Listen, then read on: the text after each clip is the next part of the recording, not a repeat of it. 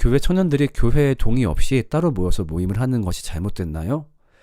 저는 괜찮다라고 말을 하실 것 같다고 생각하실지 모르겠는데 의외로 저는 이렇게 하면 안 된다고 생각을 합니다. 왜냐면요, 교회 구성원들은 하나의 공통된 신앙 고백을 나누는 게 굉장히 중요해요. 그러니까 우리가 하나의 신앙 고백 안에 마음을 공유하는 거기 때문에.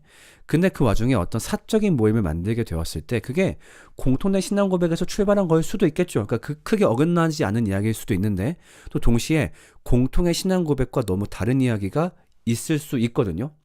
그렇기 때문에 최소한도 별도의 어떤 신앙적 모임을 가진다라고 한다면은 교회의 신앙 고백을 총괄하는 지도자와 반드시 상의는 있어야 된다라고 생각을 해요.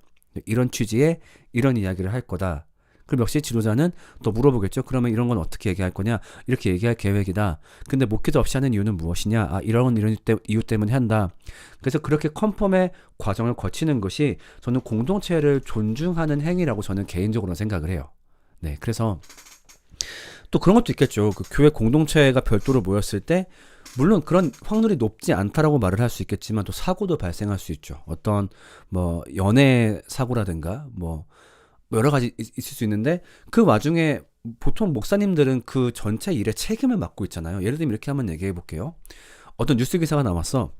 땡땡 교회 청년들 모임하면서 뭐 예를 들면 알고 봤더니 마약 파티해. 극단적으로. 라고 한다면은 이 소식을 들은 사람들은 누구를 지적할 수밖에 없냐면은 그 교회의 담임 목사를 비난할 수밖에 없어요. 담임 목사가 뭐 하는 거야?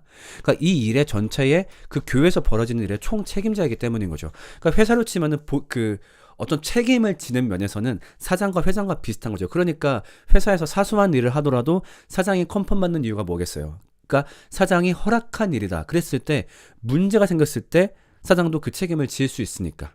어떤 공동체에 있어서 그러니까 그 공동체 모임에 대해서 미리 사전에 보고를 하고 허락을 구하는 일은 저는 굉장히 중요하다고 저는 개인적으로 생각합니다.